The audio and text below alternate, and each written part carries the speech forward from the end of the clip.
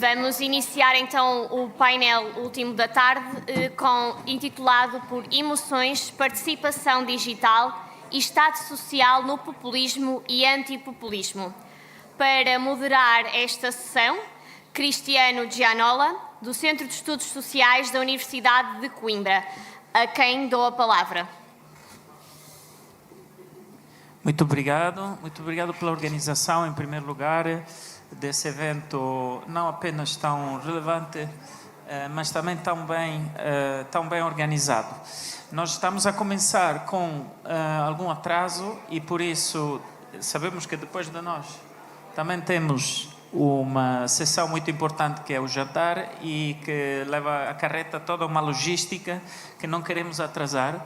Por isso, vamos começar já. Eu queria fazer só uma breve apresentação desse painel, do contexto em que ele surge. Não me vou desbruçar muito nas 4 apresentações, porque vão ser apresentadas pelas pessoas que sentam aqui comigo na mesa e, portanto, inclusive os títulos vão estar nos slides e isso vai ser evidente. Agora, o painel como um todo emerge no âmbito de um projeto académico de investigação financiado pela Fundação para a Ciência e Tecnologia de Portugal. É um projeto coordenado no Centro de Estudos Sociais da Universidade de Coimbra, o SES, em colaboração com a Universidade de Coimbra, a Faculdade de Psicologia. Temos aqui algumas apresentações que remetem diretamente a esse projeto e depois temos 2 apresentações que vêm no âmbito do estudo do populismo que está a ser feito na universidade também pelas gerações mais novas que entraram e, portanto, por doutorandas que vão relacionar o populismo com o Estado Social e que vão debruçar-se sobre a relação entre o populismo e o antipopulismo. Nós iremos também analisar os fenómenos populistas, especialmente em Portugal, mas também na Itália, com 2 apresentações. E, portanto, para não atrasar muito a sessão, como vejo em frente de mim um relógio de tamanho muito grande, a relembrar que estamos atrasados, dou a palavra à primeira apresentadora, a Jacqueline Damasceno, que vai apresentar o paper sobre a relação que existe entre o Estado Social e o populismo. Boa tarde. Já tem a partilha do material. Ok. Então, boa tarde. Eu sou Jaqueline Damasceno, sou estudante de doutoramento aqui na Universidade de Coimbra, em parceria com o Centro de Estudos Sociais. Eu vou apresentar aqui alguns pré-resultados, né, como o professor Gianola disse, alguns resultados da minha pesquisa de doutoramento sobre a relação entre o populismo, o antipopulismo, no Brasil e o estado de bem-estar social brasileiro ao longo dos anos. Eu não sei se tem já a partilha do material. Ok, eu tenho aqui o... Okay. Então, é uma análise a respeito da distribuição de renda, desigualdade, mas não só de renda, também acesso aos serviços sociais, e nesse contexto de polarização que nós temos vivido desde o processo de redemocracia da década de 80, ok? Então, é uma análise a resposta das manifestações populistas a partir de 2013 e o impacto disso sobre a estrutura do regime de bem-estar no Brasil. Não sei. Ok. Então, o que é que nós já sabemos a respeito desse contexto, né? Nós sabemos que em países marcados ou historicamente marcados por processos de desigualdade, existe uma contextualização, a formação de um contexto propício para que apareçam aqui manifestações populistas, sejam elas de líderes de partidos ou de movimentos. E a minha intenção, então, é tentar entender qual é a relação do populismo para a manutenção ou para a superação dessas desigualdades. Então, nós temos um caminho já fortalecido na literatura que conduz da desigualdade para a manifestação do populismo. E eu quero entender, então, portanto, como é que o populismo pode ajudar a superar ou fortalecer essa estrutura de desigualdades na estrutura de políticas públicas, na estrutura do estado de bem-estar social. Então, eu dividi aqui o ciclo histórico do Brasil em 3 grandes momentos, né? O do nacional desenvolvimento, o ciclo da democracia e justiça social. E agora, né, esse novo ciclo que nós estamos vivendo pós crise de 2013, 2014, a crise global que inicia em 2008, mas que no Brasil chega ali 5, 6 anos depois. E esses ciclos estão divididos, então, em alguns pactos populares ou pactos governamentais, não necessariamente entre classes sociais, mas entre grupos, porque nós temos, então, por exemplo, grupos religiosos que se distribuem entre várias classes, ou grupos de movimentos sociais que se distribuem entre várias classes. Então, não necessariamente esses pactos são entre classes, mas entre grupos representados, por exemplo, por trabalhadores ou por empresários, enfim, vários níveis da sociedade, várias dimensões de raça, várias dimensões de religião, várias dimensões.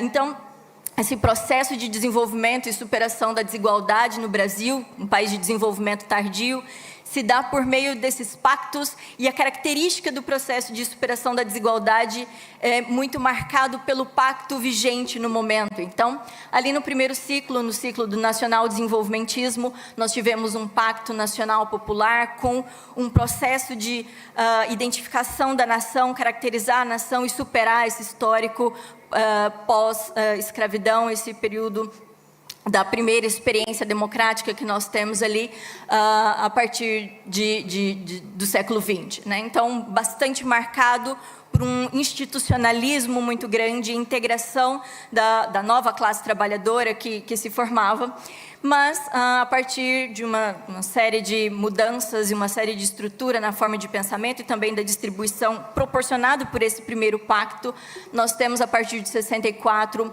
um segundo momento político, né, dentro do ciclo ainda nacionalista e desenvolvimentista, que é o autoritário modernizante, que nós vivemos uma ditadura militar entre 64 e 77, e quando isso começa a arrefecer, então, nós temos um novo pacto, o Pacto Democrático Popular, agora já incentivando o processo de democratização, ou no caso, redemocratização. Mas justamente nesse período chega no Brasil a crise da década de 80, né, uma crise de endividamento externo, proveniente do nosso processo de desenvolvimento, mas muito atrelado a juros internacionais, a volatilidade do cenário internacional, e nós temos o nosso primeiro, então, vácuo de poder, né, um vácuo em que não houve pacto desenvolvimentista e um pacto que pensasse o processo de superação das desigualdades. Durante, inclusive, o período autoritário modernizante, nós tivemos um crescimento dessas desigualdades, porque priorizou-se o desenvolvimento industrial em detrimento do desenvolvimento social. Então, esse período é marcado aqui por desorganização econômica e desorganização política, fragmentação da coesão social, e esse vácuo de poder, então, proporciona uma corrosão da identidade nacional que vinha sendo formada desde 1930 e a subordinação da nação a interesses de desenvolvimento não mais das classes, né, trabalhadoras ou empresárias nacionais, mas a classes financistas internacional, principalmente por causa da nossa estrutura de endividamento. Então, quando nós concluímos o processo de redemocratização, ali em 88, com a promulgação da nossa Constituição, é feito um novo pacto, mas dentro já de um contexto neoliberalizante, né, pós-consenso de Washington, em 89. Então, embora nós tenhamos uma Constituição cidadã que estabelecia ali uma estrutura de bem-estar bastante robusta, isso se dá em um contexto de mercantilização desses serviços, então nós não chegamos a concluir, né, o processo de prestação pública dos serviços. Nós temos sistemas divididos entre a provisão pública e a provisão privada, e o sistema de saúde é um dos principais casos que eu poderia apresentar. A Constituição prevê um serviço único, público e universal, mas, na realidade, o que se concretizou dentro desse período neoliberal, né, foi a construção de um sistema de saúde paralelo, né, privado. E aí, então, com a eleição do presidente Lula em 2002, nós temos a tentativa, e por isso eu coloquei ali um ponto de interrogação, da formação de um novo pacto, né, que seria um pacto nacional popular novamente, né, resgatando aqui o desenvolvimentismo do início do século XX, mas um pacto que não se conclui, né, um pacto que não consegue efetivamente executar aquilo que se propunha, e nós temos então um novo vácuo de poder, né, e a gente percebe isso por meio das grandes manifestações de junho de 2013, várias pessoas ocupam a capital federal, tentando ali demandar que aqueles serviços que eram previstos pela Constituição de 88 realmente se concretizem e sejam entregues, né, na estrutura pública universal como era previsto.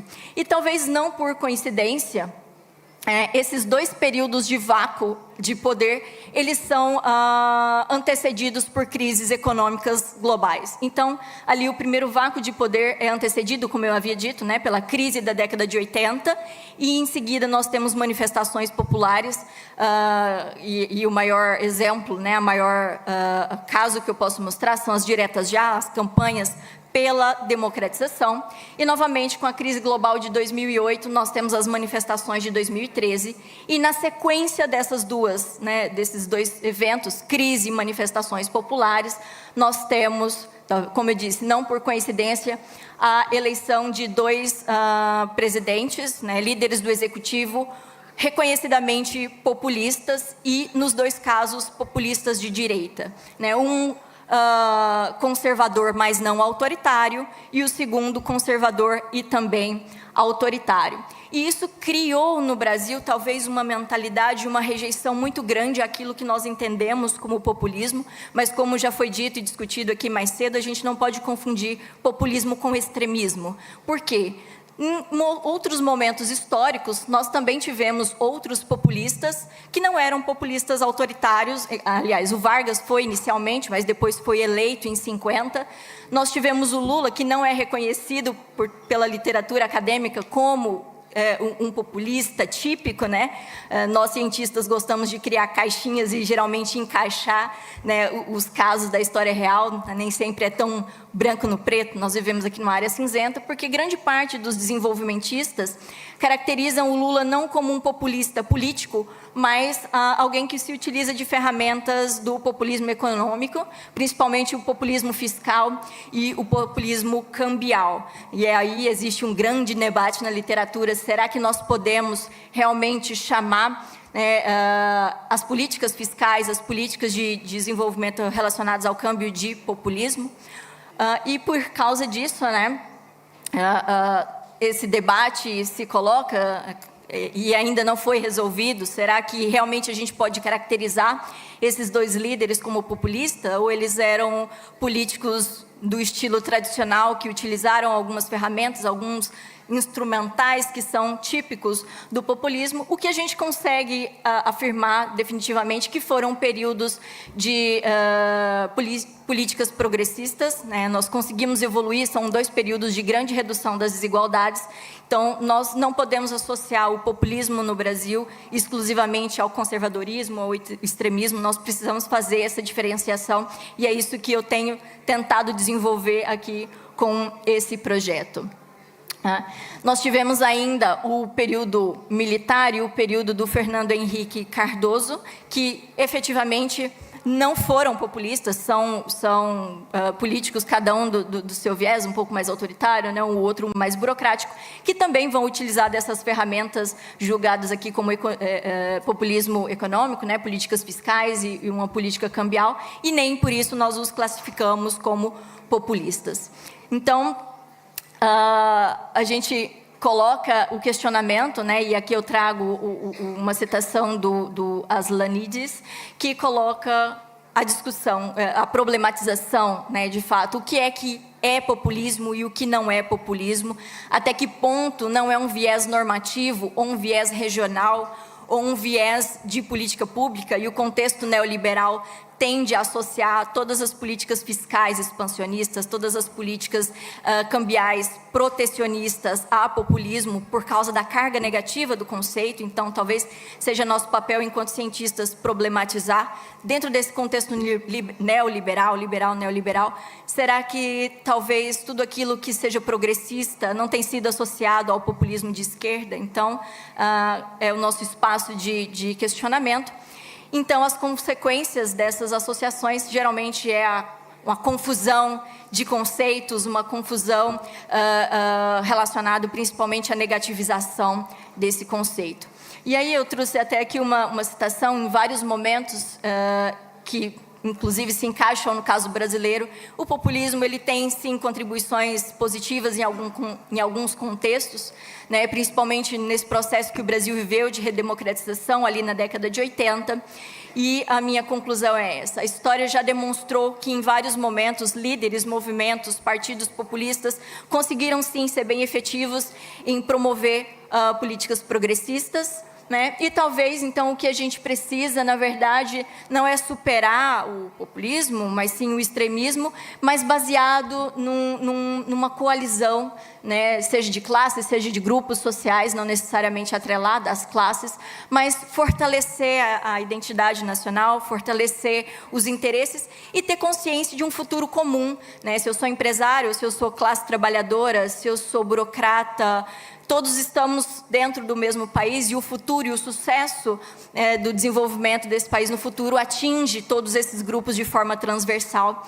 Então, é essa a reflexão que eu gostaria de colocar aqui para vocês essa tarde. Obrigada.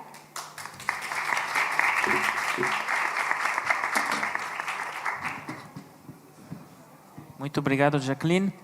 A próxima apresentação será do Manuel João Cruz, que vai apresentar o caso de análise do discurso parlamentar do André Ventura na primeira representação parlamentar do Chega aqui em Portugal.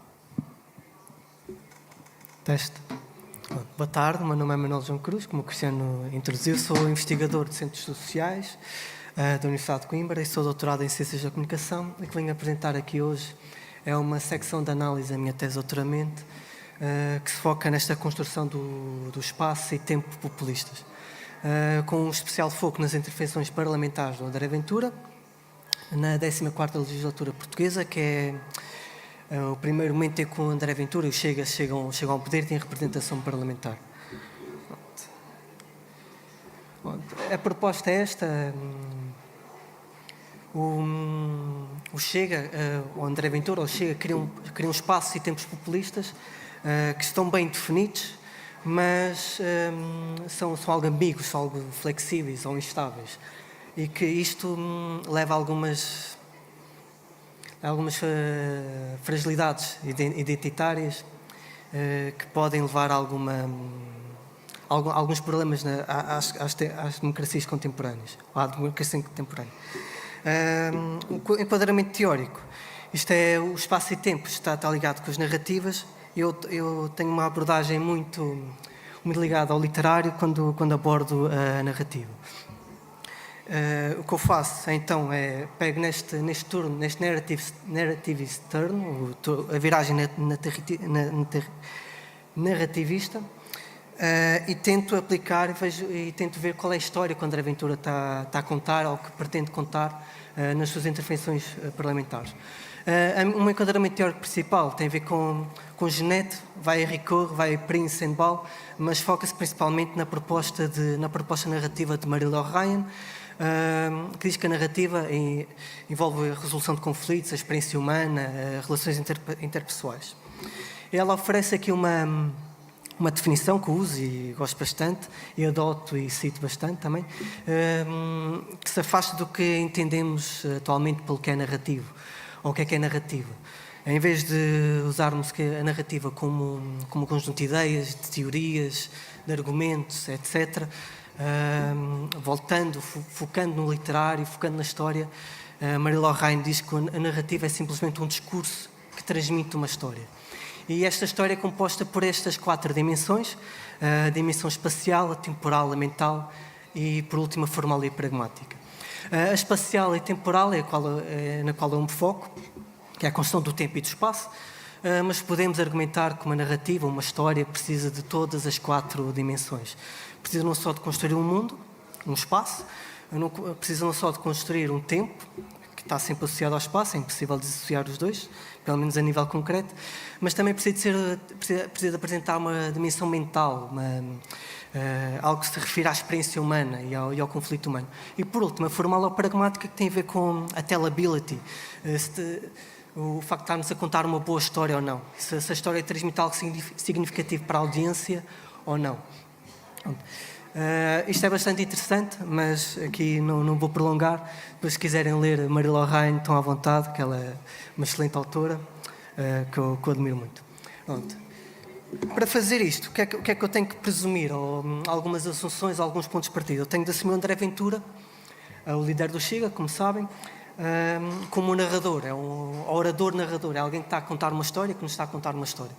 É claro que eu foco muito nas intervenções parlamentares, como eu já disse, por isso há aqui algumas limitações ao estudo.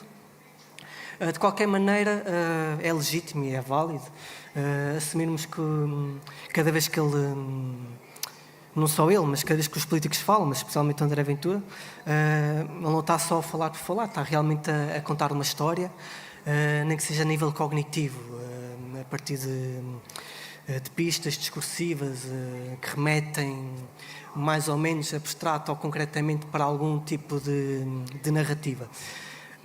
Então, eu para isto assumo ou presumo que o André Ventura assume estas 3 noções de narrador ou narratórias. A função criativa, a função transmissiva e a função testemunhal, assertiva. Como podem ver, a primeira é a questão de moldar, construir, codificar a história na sua mente. Depois é a função performativa ou transmissiva, é como o modo como ele, ou a etapa como ele e outros narradores transmitem a história. E, por último, é talvez uma das mais importantes e mais relevantes no estudo das narrativas e das narrativas populistas, é realmente esta questão da assertividade, que é o narrador apresenta sempre uma história como verdadeira. Pelo menos em relação ao mundo de referência, que é outra questão teórica, que eu não vou prolongar, mas para o narrador, a história, ele apresenta sempre a história como algo verdadeiro, como algo factual. E é assim que podemos encarar e interpretar a narrativa que o André Ventura nos apresenta, não só no Parlamento, mas em todo o seu percurso político. Pronto. De seguida, como é que definimos ou como é que encontramos este espaço e tempo narrativo discursivamente a partir de intervenções parlamentares, onde não se está a contar uma história, uma narrativa propriamente dita ou tradicional? Através da deixis, ou de identificação dos deíticos. Os deíticos são simplesmente referências verbais ou até gestuais à situação, ao contexto, em relação aos interlocutores da enunciação, ou seja, quando usamos o agora, o aqui, o hoje, o amanhã, etc. É assim com encontro e define o tempo e espaço populista. Isto é algum enquadramento teórico. O benvenista é ele que propõe esta subjetividade, ele encontra o eu no discurso e a partir do eu nós criamos todo o nosso espaço e tempo, como podem ver pela figura. E parte sempre deste nosso centro deítico, é sempre um aqui em relação a um centro deítico. Normalmente é o orador, ou quem enuncia, mas pode não ser, há algumas exceções. Mas normalmente é seguro assumir ou presumir que o centro deítico parte sempre de nós e é a partir de nós que nós quase construímos o mundo à nossa volta, a partir da nossa percepção, da nossa interpretação do tempo e do espaço. Por exemplo, tenho ali um exemplo, eu estou aqui agora, o centro deítico é a pessoa, o tempo e o espaço da afirmação também é a partir da pessoa. Pronto. De seguida, com o tempo e o espaço encontrados, ou identificados, ou definidos, precisamos então de tentar perceber o que é que eles significam. E é aqui que entra o trabalho feito por Lotman com a sematização do tempo e do espaço. Ele foca-se mais no espaço, eu aplico também ao tempo, é uma das novidades da minha tese, com muita humildade que apresento aqui, mas podemos dizer que o espaço narrativo não é neutro. Nem o espaço nem o tempo. Há sempre o significado que é apresentado e que o orador pretende transmitir ao público. Este espaço, então, representa conceitos, valores e intenções sociais.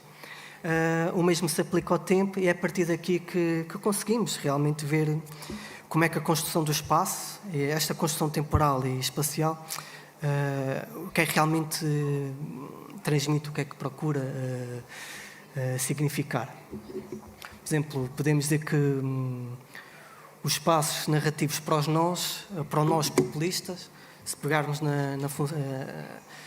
na definição de caso mudo, e não só, mas esta divisão binária entre nós e o eles, nós, muitas vezes o povo, e eles, muitas vezes a elite corrupta, nós podemos ver que o nós representa um espaço em tempo seguro, de tranquilidade.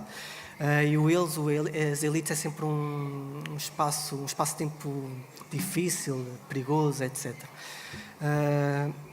Pronto. Isto para dizer que também o tempo e o espaço são sempre discursivamente construídos. Isto depois tem a ver com algumas concepções pós-estruturalistas, mas também não podemos entrar por aí. É sempre uma construção. Pronto.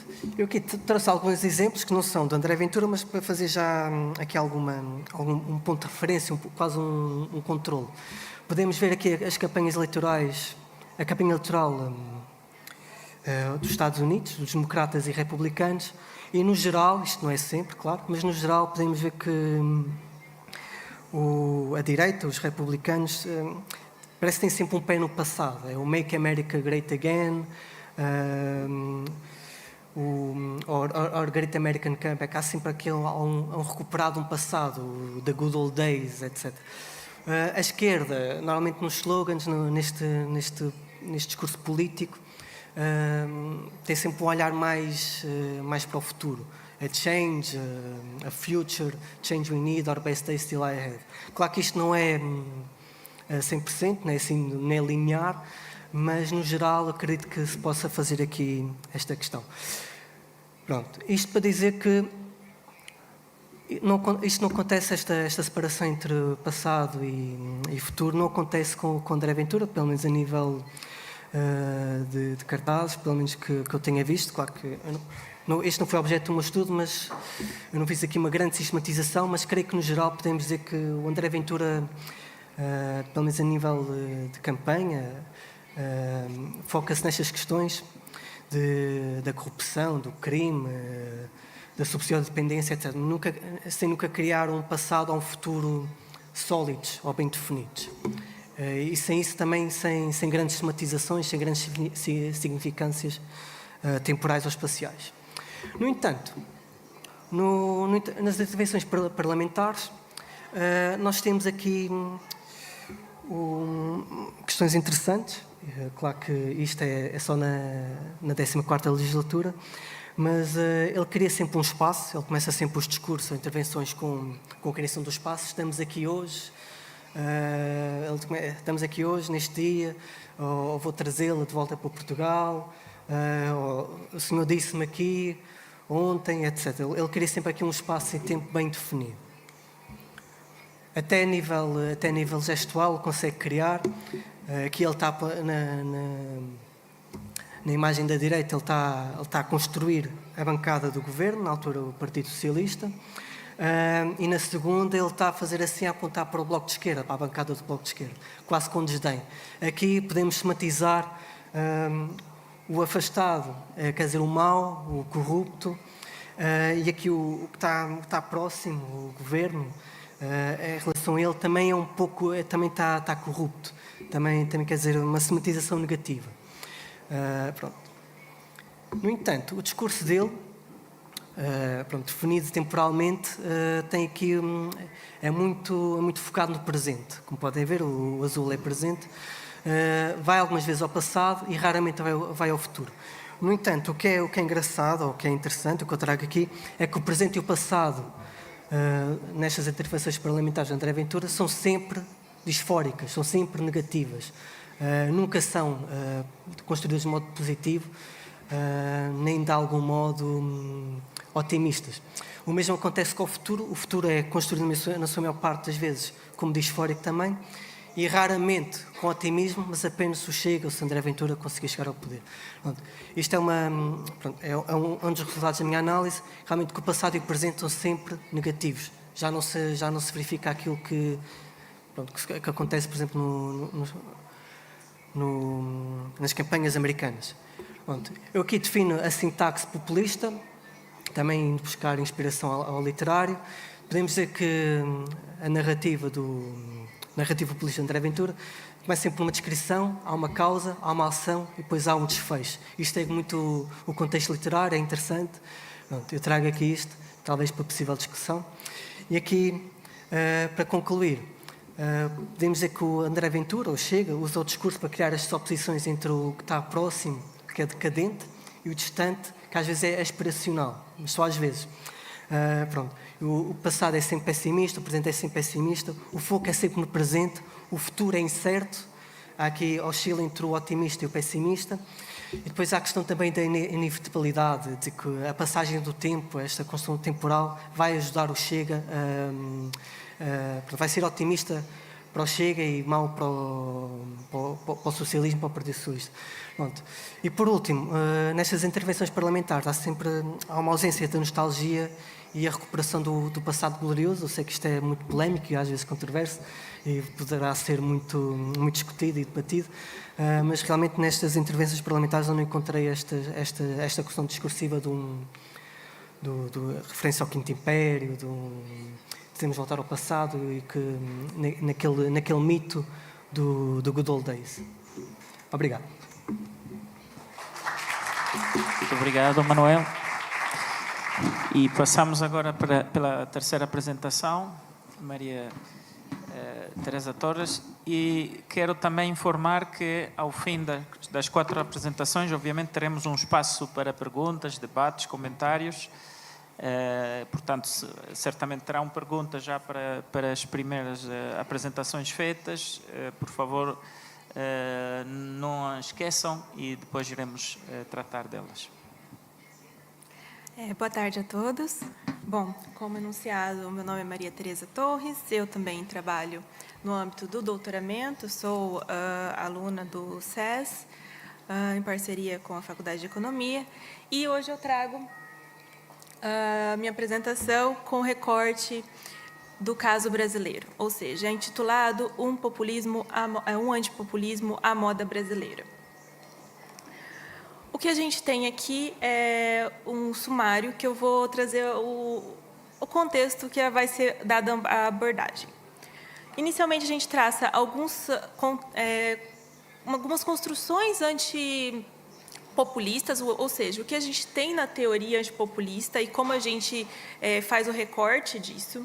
Posteriormente, eu trago o contexto brasileiro, para depois trazer o antipopulismo como movimento social e especificamente em 2022. E, ao final, eu trago uma ampliação um pouco para outros casos, como a título de exemplo. Bom, o recorte metodológico, inicialmente, aliás, peço desculpas, o recorte teórico do antipopulismo, a gente parte do pressuposto que a gente tem diversas demandas ignoradas de grupo de pessoas que não integraram previamente os grupos propostos pelo populismo.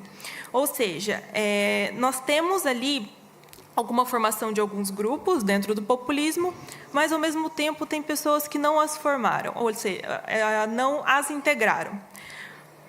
Na mesma linha, nós também temos reações às ideias inclusivistas e exclusivistas, e aqui eu cito nitidamente o Casmud e Kaltwaster, peço desculpas pela minha pronúncia, mas não é das melhores. Nós temos as reações às ideias inclusivistas e exclusivistas dos populismos, bem como ao próprio domínio dele, ou seja, o domínio do regime por tanto tempo, que acaba por ser mesmo mais abrangente que a própria reação às demandas ignoradas, não é?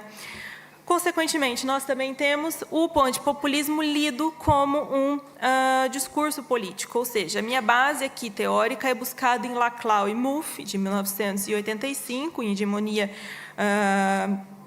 na hegemonia, e também é o entendimento de que o antipopulismo ele tem que ser lido junto com o populismo em razão da sua constituição e reprodução mútua. Então, são essas as considerações. Nesse último momento, eu cito Stavakrakis, que é um dos autores que eu também utilizo como base, que também busca fundamentação em Laclau e Mouffe.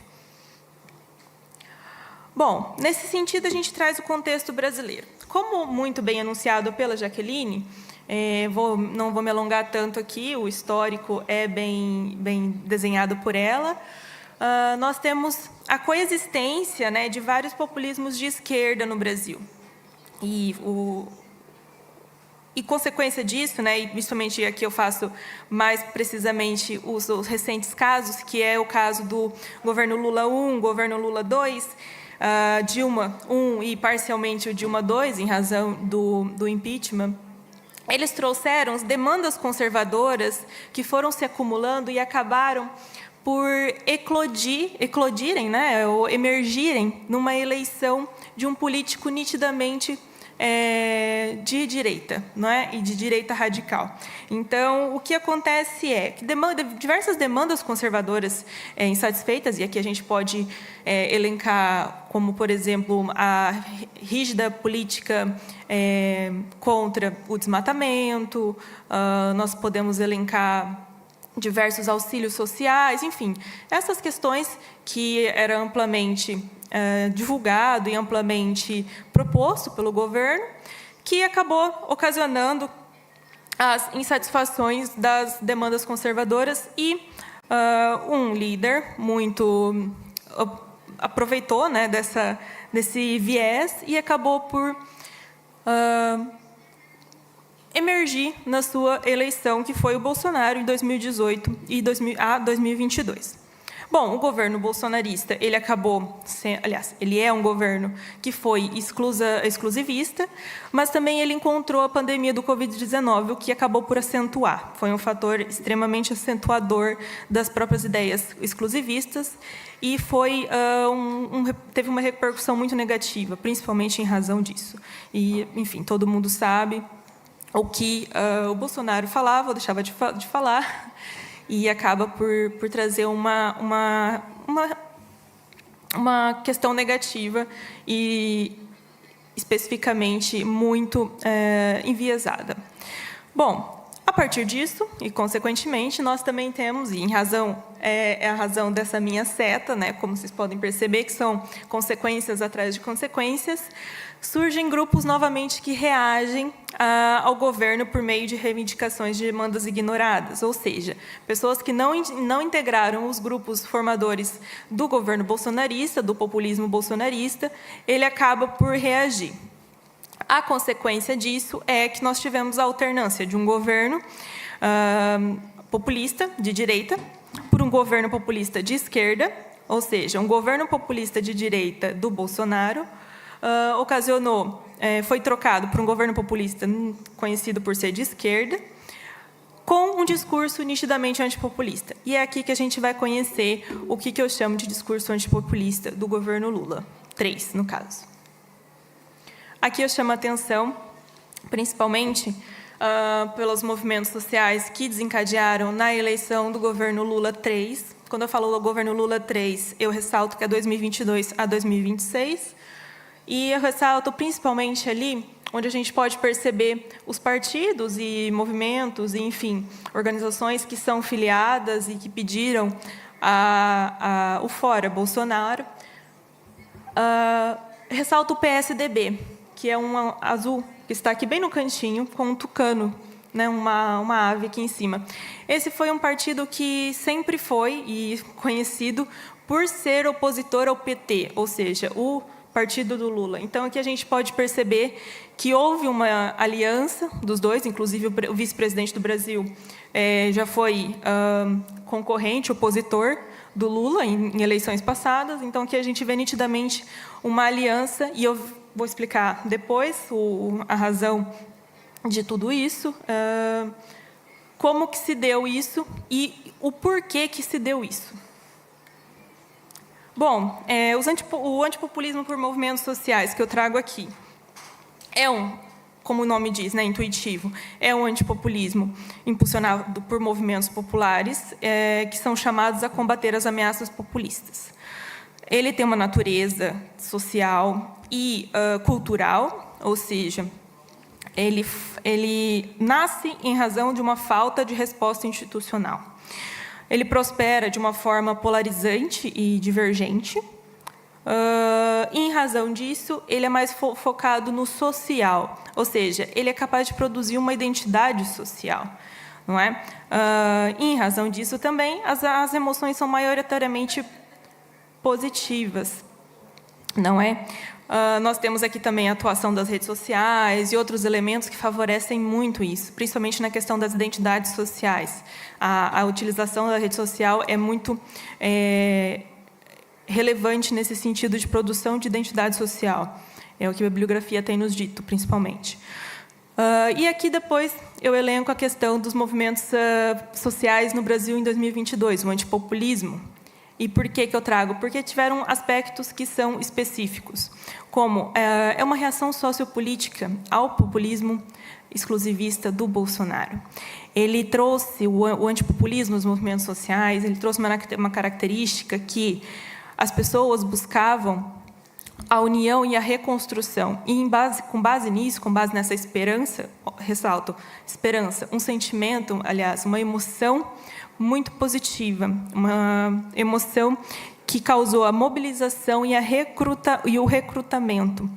E uma das ferramentas, né, que a gente conhece, que foi utilizada para que isso ocorresse, são canções. Por exemplo, o atual governo utilizou de ali, por exemplo, pedir se aliar, não é, a cantores famosos, cantores que têm músicas populares, músicas, não é, que atingem a galera mais nova, jingles. As redes sociais foi massivamente um ponto de referência e, em razão disso, o apelo aos jovens eleitores. Para quem não sabe, no Brasil, entre 16 e 18 anos, não pode, aliás, é facultativo o voto.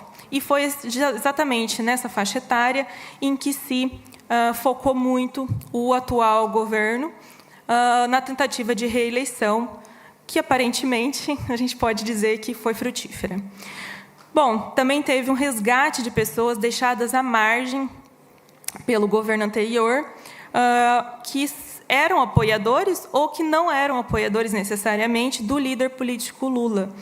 E o principal, e é a frase utilizada por ele, e até hoje é um slogan utilizado pelo governo, e a principal questão foi a defesa da reconstrução democrática, ou seja, assumiu-se que a democracia estava ameaçada, e então, em prol de uma reconstrução e de uma união do país, pedia-se o voto no atual governo, no caso. Bom, aqui eu trouxe alguns posts das redes sociais. Como eu disse, a rede social foi uma alavanca muito interessante. O governo Lula nunca foi conhecido por as utilizar, e hoje, inclusive, é um meio praticamente oficial, né, de divulgação de informação do governo. Então, aqui eu trouxe alguns posts engraçados, né, para dar uma descontraída, mas são posts que acabaram, no final da eleição, sendo muito utilizados. Bom, como eu disse, Governo Federal, Brasil, União e Reconstrução, esse é o slogan hoje, e foi o que efetivamente foi vinculado na campanha como a esperança, a tentativa de nós termos a redemocratização, partindo do pressuposto que nós tínhamos a democracia ameaçada por um governo populista exclusivista. Eu trouxe alguns outros exemplos, mas, em razão do curto tempo, eu vou passar brevemente. Aqui eu trouxe o exemplo da França, que teve uma aliança entre a esquerda uma aliança na esquerda contra a vitória de uma direita, mas a gente também tem discussões quem efetivamente ganhou essa eleição. Seria interessante a gente parar para refletir um pouco sobre as perspectivas, né? Também trago aqui, principalmente eu queria deixar enfatizado, nós estamos na iminência dessa eleição, né? Como já foi dito por outras pessoas aqui evento. Mas eu queria deixar enfatizado como as emoções positivas e a utilização delas está sendo muito interessante pela atual candidata, não é? Ela tem enfatizado muito também o voto jovem, tem se aliado a cantores, a artistas que invocam essa questão do jovem, essa questão da felicidade, a questão de momentos felizes, não é? Ninguém vai no show da Taylor Swift e fica mal, teoricamente, né? Então, são questões que a música traz a felicidade, a alegria, então, questões de esperança. É nesse sentido que ela tenta se associar. Então, são essas emoções interessantes que ela tem utilizado. Bom, o desfecho dessa história a gente não pode prever, porque está bem acirrado, inclusive, a questão, e a gente vai ter o resultado em breve. Temos também a questão do Chega, e o Chega, aliás, o Portugal faz parte da minha tese, e é analisado frente ao Brasil. E aqui eu trago na questão do como o Chega foi uma coalizão entre a direita, a centro-direita e a direita, criaram linhas vermelhas, é outro tipo de antipopulismo, para barrar a chegada do Chega. A chegada do Chega ficou redundante, mas, enfim, ao parlamento. Mas, mesmo assim, discute-se, né? A gente sabe que se efetivamente ele perdeu, porque nós temos muitas cadeiras ali atribuídas e um crescimento bem expressivo da última eleição.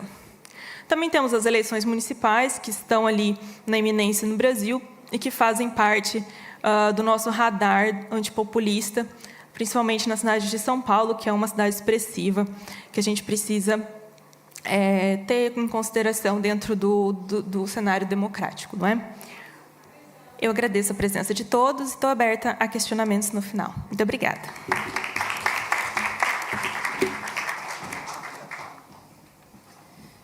Então, obrigado, Maria Teresa. E agora passo de moderador para apresentador, para apresentar a última apresentação desse painel, cujo título é Narrativa das Emoções na Cultura Política da Direita Radical Populista em Portugal e em Itália.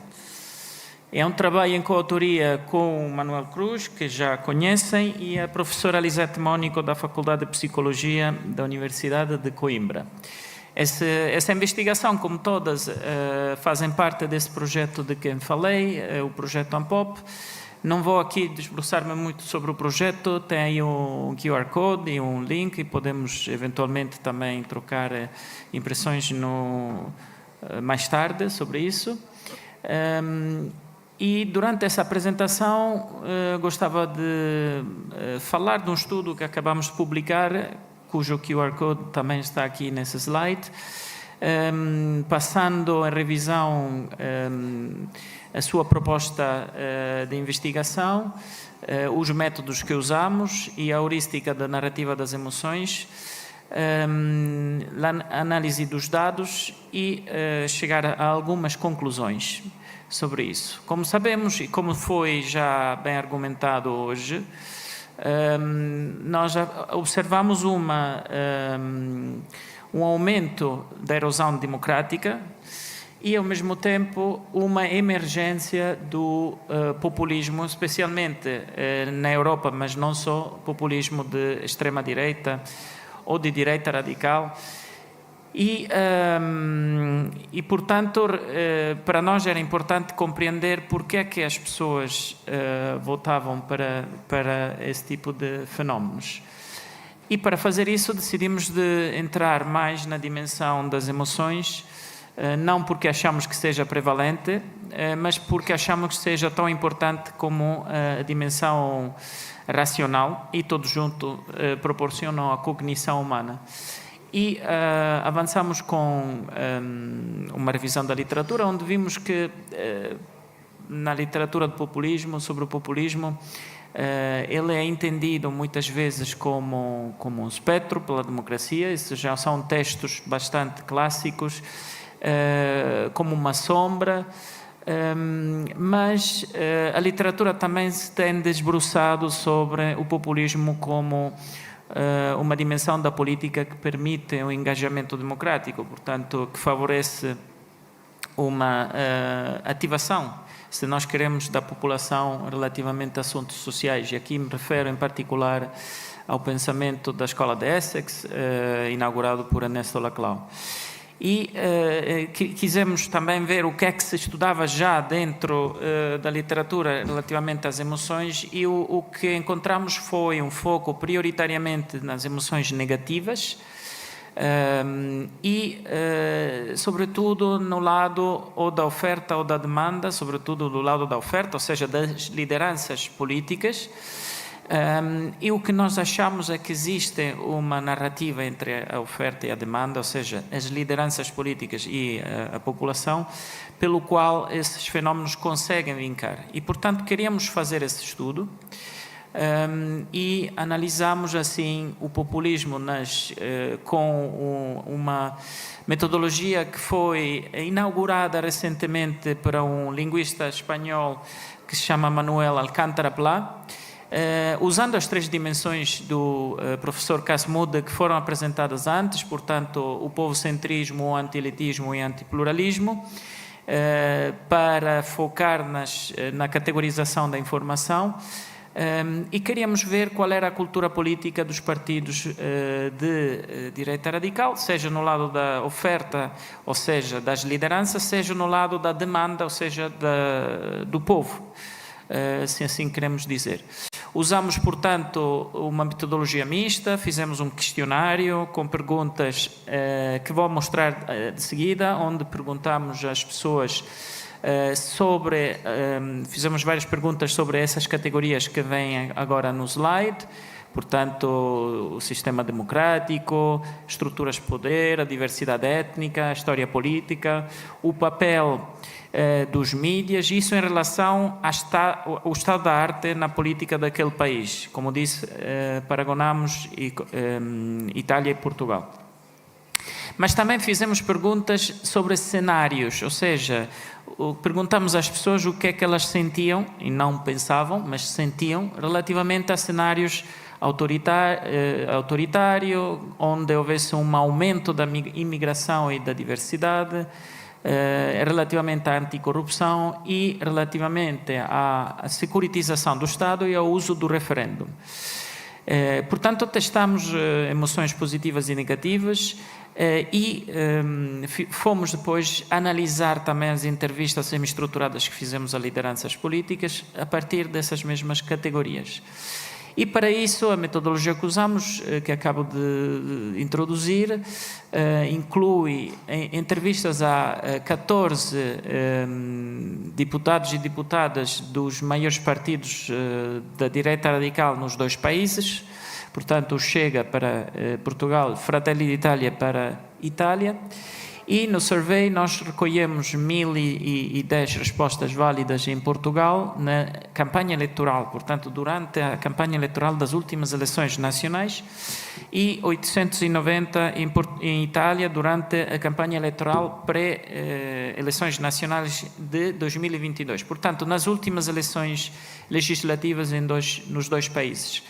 E para analisar as respostas, usamos um instrumento gerado pela Escola da Psicologia de Genebra, da Universidade de Genebra, chamada Roda das Emoções de Genebra, e focamos em 8 das 20 famílias de emoções que foram identificadas por essa escola, que são aquelas que podem ver em vermelho na imagem na direita. E fizemos essa análise a partir de um conceito que para nós é claro, ou seja, é uma heurística, é uma forma de chegar a um conhecimento através de hipótese, e esse conceito é a narrativa das emoções. No artigo está essa definição, portanto aí tem de novo a referência ao mesmo artigo. A narrativa das emoções são caracterizadas por emoções de longo termo, são várias emoções, que são relacionadas à construção da identidade coletiva, portanto, nós distinguimos entre emoções individuais e coletivas e focamos nas coletivas e que emergem através de narrativas cognitivo-afetivas relacionadas com objetos. Aqui nós nos referimos à filosofia de Sara Ahmed, portanto, uma filosofia feminista desenvolvida exatamente para estudar as emoções dentro da sociedade, a partir da noção que as emoções nunca existem sem ser ligadas a um objeto social. E o que fizemos com essa aplicação da metodologia é distinguir entre objetos profundos e objetos superficiais, que o Alcântara-Pla define exatamente dessa forma, portanto, deep and shallow objects, sendo que os objetos superficiais são objetos que podem ser ameaças ou oportunidade para defender o objeto mais profundo. E temos feito essa análise dentro das entrevistas às lideranças políticas e, por exemplo, encontramos aqui a categorização que fizemos em relação ao shallow object migrantes, não é? Portanto, para essas lideranças, nos dois países, os migrantes são uma ameaça e distinguem entre os maus migrantes, que são aqueles que nos estão a invadir, e recentemente essa linguagem tem sido adotada também em Portugal, algo que não existia até a última campanha eleitoral, podemos dizer as últimas, porque também durante as europeias essa terminologia foi usada, algo que na Itália já era muito mais frequente. Nós conhecemos já, pelo menos já há 10 anos, que essa linguagem é usada frequentemente pela direita extrema e radical. E outra ameaça que esses partidos identificavam eram as estruturas políticas de esquerda, portanto, a esquerda, em Portugal de forma mais vincada, e em alternativa a isso eles propunham o seu próprio partido como um exemplo de prosperidade democrática. E aí vemos as emoções que são relacionadas a esses objetos, que são os objetos superficiais, que são os objetos que são ameaças ou oportunidade para defender os objetos profundos. E os objetos profundos são a identidade, a pátria, a liberdade, a seguridade ou a segurança, a autoridade e a família. Essas são as perguntas que nós fizemos às pessoas, às 1.900 pessoas que entrevistamos, relativamente à realidade política nos dois países. E, portanto, temos perguntas muito simples, como o que é que se sente ao pensar que Portugal ou Itália é um país governado por uma democracia representativa? E as pessoas podiam escolher entre as 8 emoções que eu mostrei antes.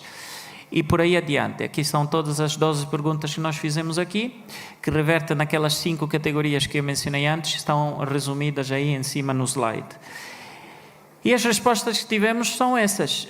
Aqui tenho, portanto, foram 12 perguntas, eu tenho aqui apenas algumas, que são aquelas onde a diferença entre os partidos de direita radical e os outros são mais evidentes. São apenas algumas dessas perguntas.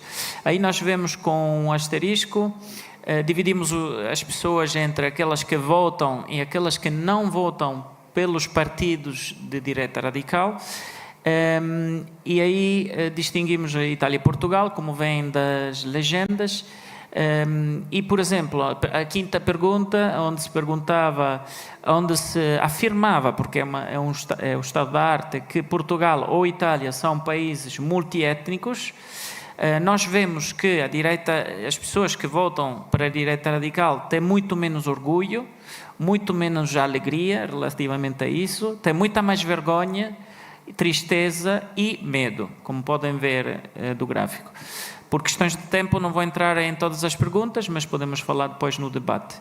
A seguir a essas também tivemos perguntas sobre cenários hipotéticos, e são essas 12 perguntas. Todas as perguntas estão disponíveis no artigo. Temos um conjunto de anexos que remetem a toda a análise e a todo o material também da recolha de dados. Portanto, se tiverem curiosidade, basta abrir o link, o artigo está em acesso aberto. E, por exemplo, uma das perguntas que fizemos relativamente a um cenário hipotético era: o que é que sente? Volto a repetir que nós não perguntamos o que é que pensa, mas o que é que sente. Se Portugal ou Itália for conduzido por um líder autoritário. E por aí adiante temos aí as várias perguntas sobre as categorias que, como disse, são aquelas que estão em cima no slide, que são diferentes para os cenários hipotéticos, relativamente às 5 que nós usamos para o estado da arte político, que eram as perguntas anteriores. E para dar o exemplo da primeira pergunta, portanto, Portugal e Itália ser conduzido por um líder autoritário, as pessoas de extrema-direita, que são aquelas em azul e em vermelho, nos dois países sentem mais orgulho, sentem mais alegria, mais admiração, menos medo e menos raiva. Portanto, essas são as respostas que nós tivemos. E, de forma a concluir, porque o meu tempo também acabou, e eu quero imitar os meus excelentes colegas que foram muito bons a gerir o tempo deles e delas. As conclusões que nós trazemos desse estudo é que, sobre a cultura política da direita radical nos dois países, é que essa é uma cultura política que não prevê o fortalecimento de mecanismos democráticos participativos, mas sim da centralização do poder. E, portanto, a resposta para as pessoas que subscrevem essa narrativa das emoções é que um fortalecimento do partido pelo qual eles votam resolve os problemas que as democracias enfrentam nesse momento. Por exemplo, não tem nenhuma ênfase a questão referendária, se isso seria uma vantagem ou não. Relativamente à diversidade, são, como o Casmude e o Rovira Kaltwasser têm mostrado, são fenómenos nacionalistas exclusivistas, portanto, são culturalmente chauvinistas, e isso reverte também para a visão que eles têm relativamente aos migrantes, que são considerados outros que não merecem de beneficiar do Estado Social, como já foi dito e analisado antes. E se nós compararmos Portugal e Itália, nós vemos uma alta consistência entre as duas narrativas das emoções, seja do lado da oferta política que do lado da demanda, e portanto das lideranças e do povo, mas temos algumas diferenças relativamente, por exemplo, à relação com a União Europeia, ou também com o ser antissistema. Claramente, antes das últimas eleições, o Chega já sabia que não ia ganhar e nem ia formar governo, com muita probabilidade. E, portanto, a vertente antissistema desse partido era muito vincada, sendo também um partido novo. Isso não acontece na Itália, onde a Fratelli d'Italia sabia que ia ganhar e que muito provavelmente ia ser a força que ia liderar o governo. Portanto, essa vertente é mais forte em Portugal do que na Itália. O ser anti-europeístas, algo que mudou para o partido da Giorgia Meloni desde ela estar no governo, foi moderado, obviamente, pela sua política internacional de ser aceita nesses concessos, não é? nesses contextos. Essa aversão, de todas as formas, é maior para a Itália, também pela história que a Itália tem relativamente à União Europeia, e é menor em Portugal, onde, inclusive, os partidos populistas têm uma aversão muito leve para a União Europeia, embora agora já esteja a ser intensificada. E com este slide eu fecho a minha própria apresentação. Agradeço a vossa atenção e vamos diretamente para o debate. Portanto, temos alguns minutos para poder debater e recolher os vossos comentários.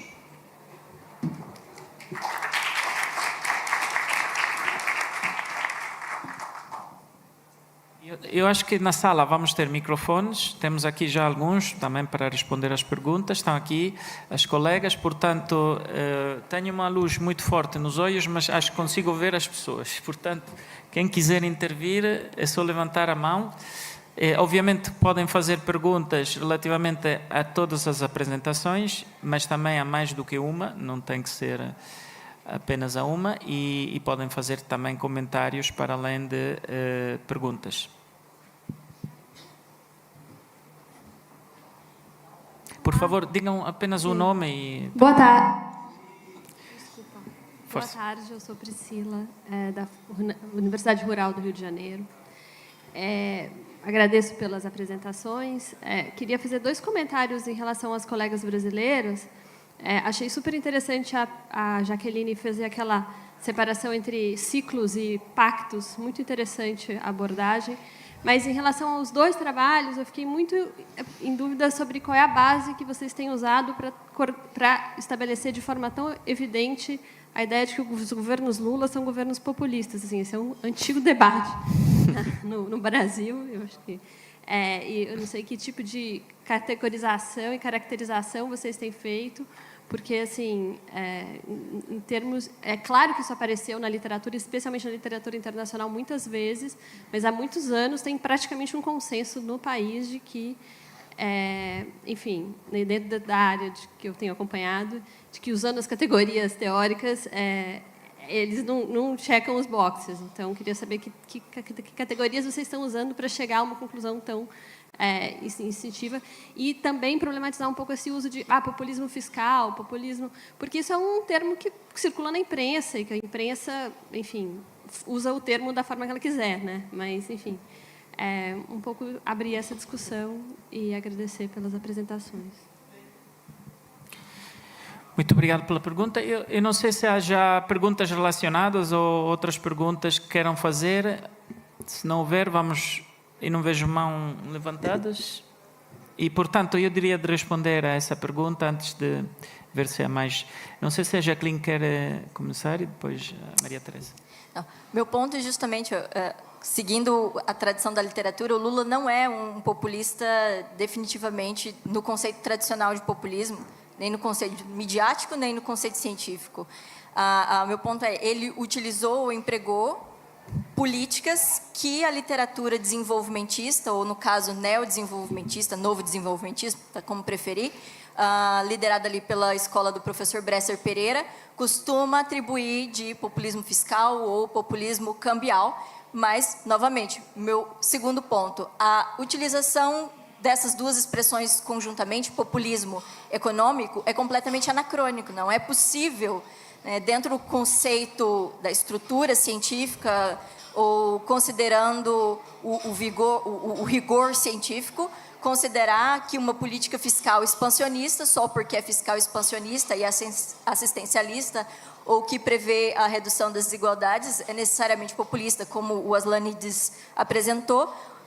Associar a ideia de expansão fiscal ou de presença do Estado ou de uma política de maior regulamentação ao populismo é um viés normativo do uso, do emprego do conceito populista. Então, não, o Lula não é um populista nem no sentido estrito do conceito, nem no sentido midiático do conceito, e, inclusive, tentar associar a política fiscal ou uma política de participação do Estado ou uma política de regulamentação é uma influência desse contexto neoliberal de tentar associar políticas assistencialistas ou de expansão do estado de bem-estar social a um conceito que a mídia vê como negativo, né, que é o conceito de populismo, só porque é expansionista, só porque tem Estado, só porque busca prestar assistência para um grupo social fragilizado, que seria ali uma minoria, então então considerado populista. E quando a gente também passa a avaliar ou tentar separar o conceito científico de populistas, o populismo científico e populismo na mídia, eu não acho que historicamente seja justo, porque o conceito populista, se a gente for olhar para a história dele, ele se populariza, ele surge ali no início do século XX, mas ele se populariza no Brasil principalmente pela mídia. Então, seria uma separação didática, mas separar o termo científico do termo midiático no contexto brasileiro é um pouco complicado, é um pouco difícil, mas é um debate com certeza, você tem toda a razão, que nós, na academia, precisamos ainda construir e reavaliar, e a gente está formando esse contexto agora no pós-impeachment, e talvez nós tenhamos aí mais 20 anos de pesquisa, né, como nós estávamos discutindo mais cedo. É um conceito da mídia, será o quanto a mídia distorce o conceito científico, enfim, é um debate que ainda precisa ser feito, pelo menos no contexto brasileiro. Não sei o que a Maria Tereza tem a dizer, mas eu estou alinhada na sua ideia. Lula não é um populista no sentido estrito do populismo político, pelo menos não. Eu peço licença para discordar. Eu sei. Eu já esperava essa pergunta. Na verdade, não propriamente a pergunta, mas na partir do momento que a gente teve a apresentação da Jaqueline, eu já imaginava que teria alguma questão nesse sentido, em razão da minha apresentação, principalmente quando eu digo que a gente teve uma alternância de governos ali, de um governo de direita por um governo nitidamente conhecido como de esquerda, por um populismo de esquerda, em razão de um discurso antipopulista. Primeiramente, eu quero traçar a premissa de que o populismo que existe na América Latina, aliás, o conceito de direita e esquerda da América Latina, não propriamente, especificamente no Brasil, tem debates muito interessantes que não necessariamente possuem as mesmas premissas que tem na Europa, não é? Então, a gente precisa ter isso em mente. Mas também não é algo que eu me aprofundo na minha tese. Depois, a base que eu me utilizo, e aqui eu retorno em Laclau e em Mouffe, é de que as demandas ignoradas eram demandas de grupos que estavam à margem de um governo que possuía políticas inclusivistas, né? Eu deixei bem claro que a política que eu faço, aliás, que o populismo que eu faço ali, a distinção é inclusivista e exclusivista. A reação, eu deixo muito claro que é a reação a que se propõe a emergência do governo Bolsonaro. Então, muito embora seja utilizado o termo populismo de esquerda, e sim, é utilizado, eu o reconheço no contexto de demandas ignoradas. As demandas ignoradas são demandas ignoradas de pessoas com pensamento conservador e reagindo às questões e ao domínio de um regime de um populismo inclusivista. É nesse sentido e é essa base que eu me utilizo, sendo bem pragmática a sua questão. Obrigada. Obrigada pela oportunidade de responder também. Muito obrigado. Vejo já mais uma pergunta. Olá, muito boa tarde a todos e a todos. Queria agradecer as apresentações e queria só fazer aqui uma pergunta baseada numa reflexão. Ouvimos aqui falar de Portugal, de Itália, do Brasil, portanto, de umas realidades cruzadas em que a distinção ou o jogo entre o populismo e o antipopulismo, seja de direita ou de esquerda, é jogado no campo da democracia representativa, isto é, as eleições e o voto é a arena principal. E existe aqui também, no fundo, nesta conferência, uma ideia de que a democracia participativa pode ser um campo de resistência a este populismo e antipopulismo, portanto, uma democracia representativa versus uma democracia participativa. Mas foi ali aflorado pela última comunicação a questão da democracia direta, isto é, o referendo. E, portanto, eu gostava também de lançar, e gostava de saber também a opinião dos oradores, porque é que foi uma pergunta que eu tinha curiosidade em saber a resposta e que não cheguei a ver ali, se consideram que esta arena é uma arena onde se joga o populismo e o antipopulismo ou é uma arena de resistência a estas tendências. Obrigado. Eu talvez gostava de responder essa pergunta. Não sei se há outras, porque devemos acabar daqui a 5 minutos. Portanto, teremos tempo, talvez, para mais uma ronda, se houver. Quer fazer já ou prefere... Pode ser? Tem outra pergunta aí? Ok, então são as duas e depois respondemos às 3 perguntas todos juntos. Yeah, I wanted to ask the question now because it's connected to the last one in relation not only whether participatory democracy, as we are trying to approach it in this conference, can be a resistance sport to this, but I wanted to add the local to it. Have you had any feeling that this can be interpreted differently or can have different results if you look at it from a local and territorial perspective? I'm curious about that. And I mean, I realize it's not part of the presentations, but I'm wondering whether you could reflect on that a bit. Thank you. And the last question. Merci beaucoup. Je voudrais que vous puissiez me préciser, on a parlé de populisme, antipopulisme, la différence entre l'extrémisme et le populisme. Ces derniers temps, les hommes politiques utilisent les techniques de communication par les réseaux sociaux, Facebook, Instagram, où les messages passent facilement et rapidement. Mais il arrive des fois qu'en communiquant, il y a l'excès de zèle où les gouvernants utilisent le Facebook où il y a beaucoup de mensonges et qui entravent le principe de la présomption d'innocence. Il peut y avoir des faits commis par un homme politique en entendant que la justice se prononce. Ces faits sont dénoncés d'une manière exagérée dans les réseaux sociaux, ce que nous considérons comme populisme. Est-ce que nous pouvons avoir la démarcation entre les extrémismes utilisés par certains hommes politiques et les communications utilisées d'autre part dans les réseaux sociaux qui entravent les droits de l'homme? Merci beaucoup. Eu gostava de responder as duas perguntas, não é? Reforçada, a primeira reforçada, também a última. Relativamente à participação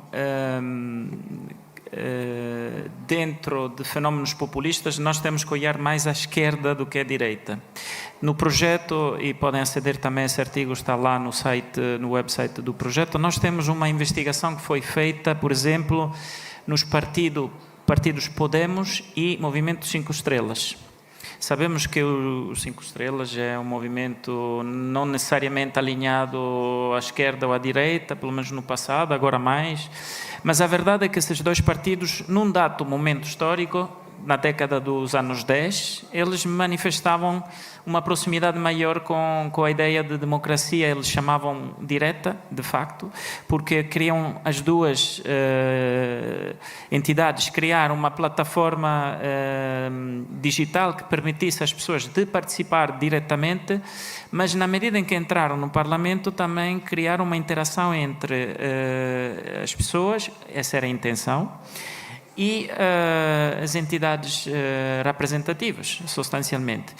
Estudei muito de perto o Movimento 5 Estrelas, até no nível local. E o que aconteceu é que havia uma dinâmica participativa nos seus núcleos locais. E nesse momento eu acho que o movimento não era populista nessa dimensão, era popular. Ou seja, havia um aumento da participação nessa dimensão que foi completamente erradicado no momento em que o partido começava a ganhar terreno. Quando juntei essa análise com colegas espanhóis, fizemos uma comparação e é exatamente o que aconteceu em Podemos. Portanto, na medida em que olhamos para dinâmicas participativas, nós vemos que a democracia representativas constitui, pelo menos dentro de fenómenos políticos que têm a ambição de ganhar eleições, portanto, esses chamavam-se movimentos, mas são partidos. Portanto, dentro dos partidos, o clash, o choque entre a dimensão participativa e representativa é tão grande que substancialmente no que nós temos visto, destrói a dimensão participativa.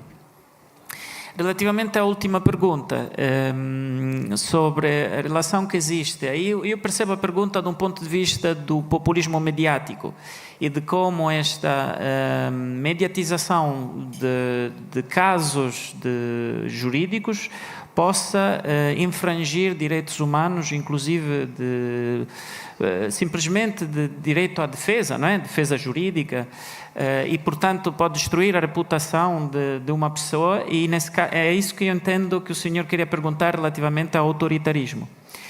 Se eu entendo bem a sua pergunta, eu acho que existe uma relação forte e também temos de cada vez mais estudos sobre do âmbito da investigação da comunicação política que focam nessa dimensão e de como, de facto, os mídias têm um poder enorme para, obviamente, veicular